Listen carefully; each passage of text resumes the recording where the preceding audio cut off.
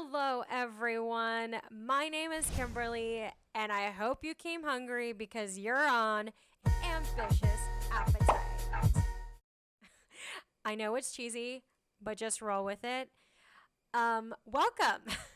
This is a long time coming. I've been trying to do a podcast, kept procrastinating. So, if you're someone who's interested in like lifestyle, self help podcast, hopefully this is your jam. Each episode will kind of go over a life lesson or maybe something that's going on in my personal life or will be like a topic of discussion. So, if you're into that kind of stuff, be sure to follow, like, subscribe, do the whole shebang. This might be chaotic, but that's currently my life right now. So hopefully it's at least entertaining. I just want to make you smile, make people smile. So that's just the goal of this. So for today's episode, I am talking about life after being laid off. So, yeah, dealing with big life changes such as this. And this is the first time I'm being laid off. So, I've never been fired, I've never been laid off before. So, this is a very interesting time in my life. So, how did I get laid off? Well, I run my own business, but I like to contract out myself to companies or work full time while I'm running my business. I just think it's a great way to, still have another stream of income. And so I had done some contracting work for a company, and um, ideally, and how the role was presented to me was that it was going to convert into a full-time position. Come 6 months, unfortunately, they were not able to convert my role to be a full-time position. However, they basically approved the extension of my contract. So I was super eager and excited to be part of this company. I was so gung-ho about the potential to convert. But unfortunately, the company did an 18% workforce reduction, and unfortunately, I was part of that. So that's kind of what happened. How it happened was it was a Tuesday, and I woke up to two emails. They were the same, basically saying the company has made the decision to lay off a significant number of employees. And if you're getting this email, you're one of those people, and you won't be able to access your Slack, your laptop, whatever email. So we are doing like an offboarding session that you can attend to kind of like understand the offboarding process. But that was pretty much it. So I've worked in HR, so I know that this is kind of like the typical process. So I wasn't even taken back by the fact that I was like locked out of everything. In fact, I actually wasn't. I had access to pretty much everything, and I was confused. I was like, was this email sent to me by mistake? But yeah, it was no mistake. Sadly. But yeah, that's what happened. And I think I had also texted my manager that morning. She was actually based in San Francisco. I am based in New York. And I was like, hey, because we had literally just spoken the day before, being like, all right, I want to make a bigger impact. I want to have more visibility. What can I do to get more visibility on the team? I want to, showcase my skills. So we had already talked about what I was going to do to showcase my skill set and my experiences. Unfortunately, because she's based in San Francisco, when I texted her, it was still like 6 a.m. in the morning. But I was basically like, hey, so I got this email saying that I'm been laid off, but I still have access to all these things. So, yeah, I'm just going to assume that I've been laid off, but wanted to let you know I'm not going to be able to show up today because I've been laid off. She had texted me when she woke up being like, I'm so sorry you're going through this. I don't know what's happening, so I'm gonna try to figure out what's going on. So I guess yeah, it's been like it was like an 18%. So she called me later that day, being like, I hope you weren't impacted due to your performance. It was because it was like a workforce reduction. So yeah, that was a couple weeks ago. The day that it happened, I was not shocked. That that was my initial emotion, if I remember correctly. I remember seeing the email and being like, "Oh my god, Tom, I've been laid off." And I guess the reason why I wasn't shocked was because the company had done a hiring freeze, and because again, I've worked in HR. I'm like, "Oh my god, when there's a hiring freeze, typically it follows like layoffs follow." So, I had actually asked leadership like, "We're doing a hiring freeze, hiring pause. Are we going to do layoffs?" And at the time they had no plans, so it was to my knowledge and to what I assume their knowledge, this was like a very last minute decision by like the executive team. So, I still in the back of my head was like, well, my contract was extended. This role was supposed to be converted. Um, we're doing a hiring freeze. I'm just going to make the assumption that there could be layoffs. So when it happened, I wasn't shocked. And then definitely, I didn't know. I wasn't shocked about the news, but I think I was shocked about what happened, if that makes sense. So, yeah, I was very I like couldn't feel anything. I was just kind of like, "Oh my god. I have been laid off and I'm not doing work today, and as someone who's a workaholic, like what am I supposed to do today?"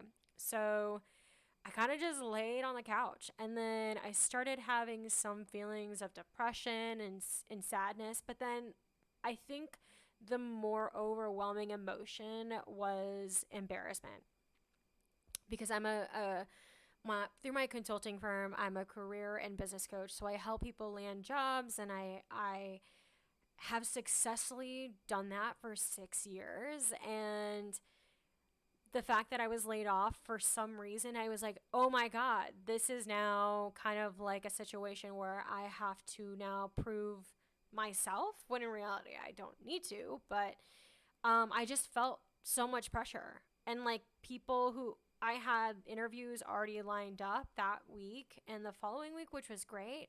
But a lot of them didn't pan out because they were not a culture fit, and it was just a role that I was not really interested in. So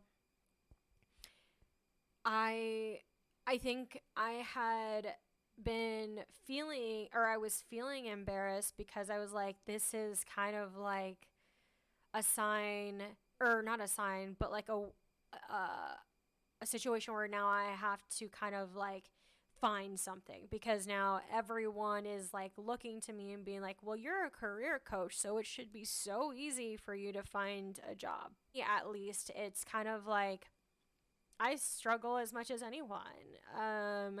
But I mean, will say that I probably know what strategies to use to kind of move a little bit further to land those interviews. But I've kind of learned from my past work experiences, that the person that I would report to is incredibly important to me. If I don't mesh well, if I don't have a really good relationship with them, or if I don't feel like I can trust them, that's not a manager that I really want to have, and I'm not comfortable with that manager. I don't want to have a manager that I don't feel good about, because I just know I'm not going to last.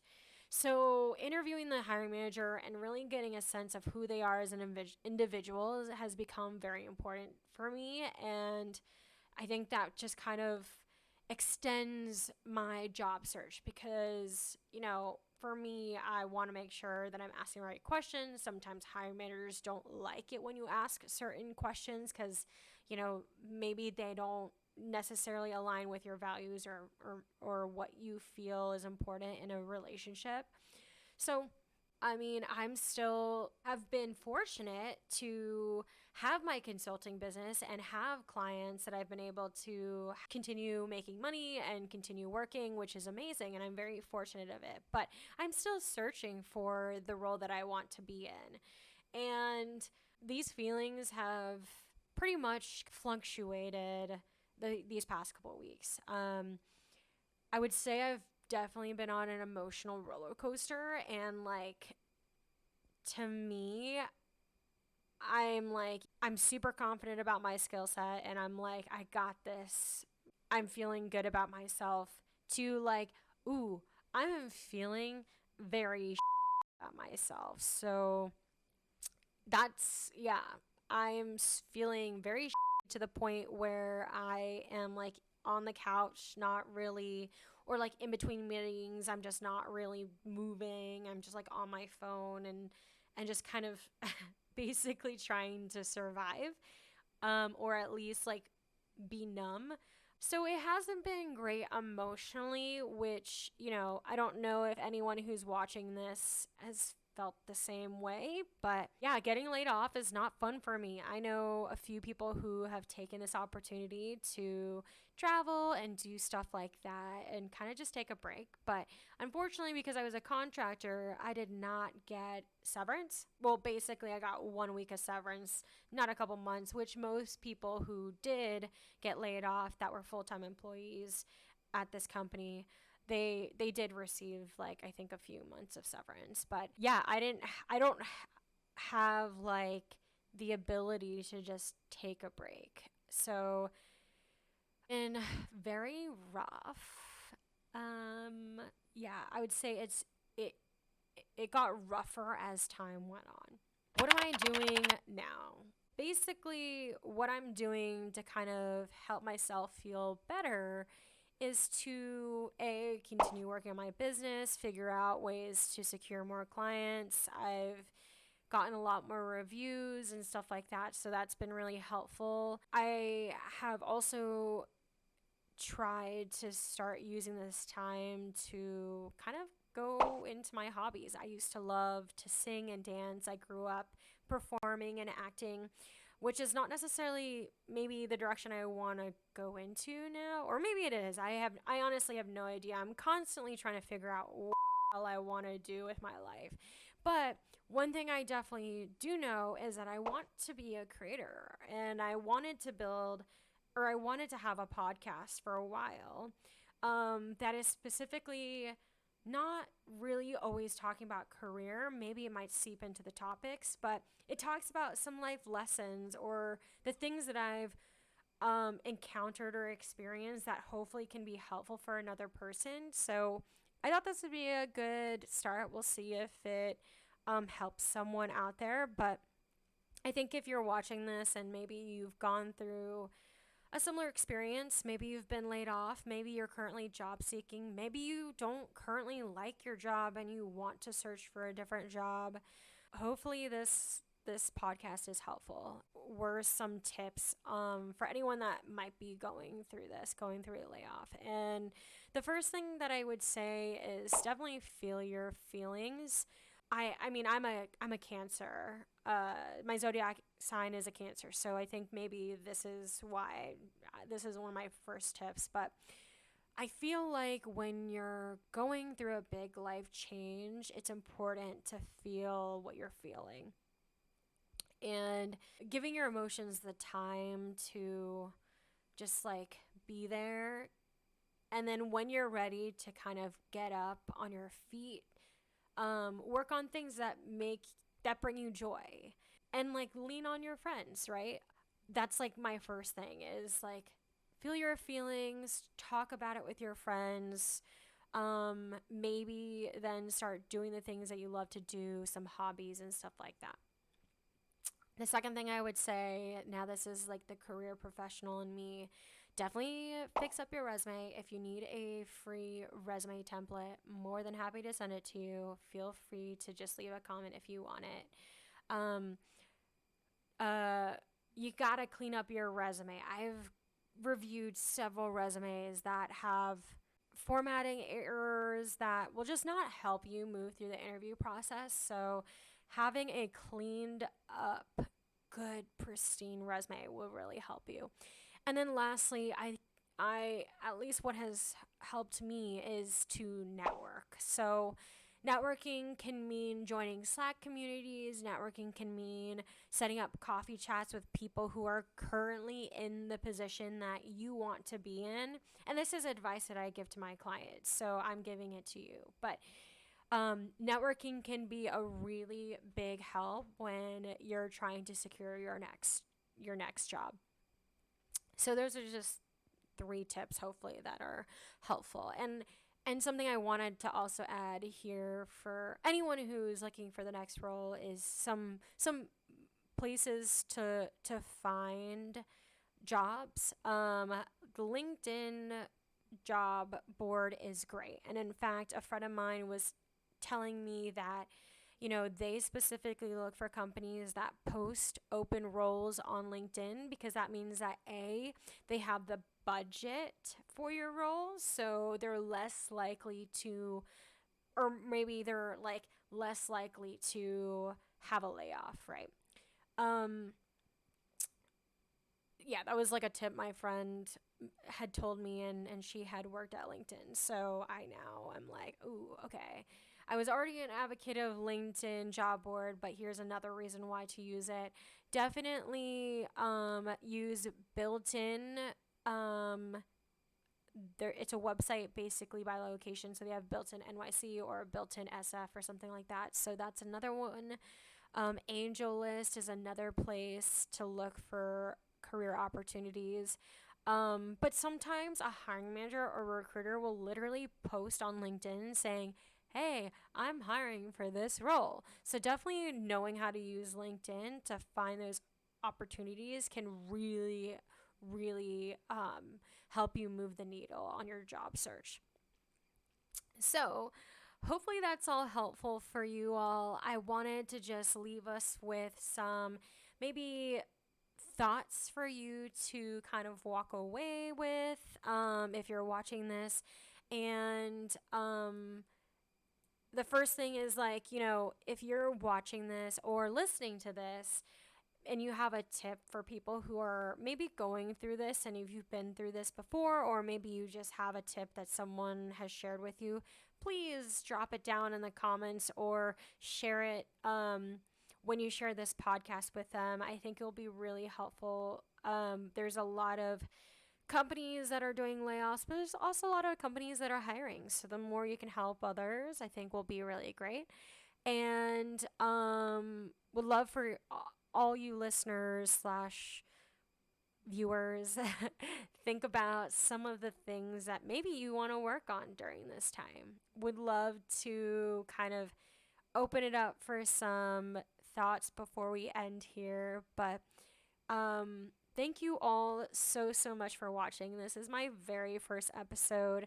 I'm a little nervous, a little anxious, but hopefully this is going to be a fun podcast for all of you, and cheers to hopefully many more. Well, that's all, and thank you so much for hopping into Ambitious Appetite. And I will see you in the next episode.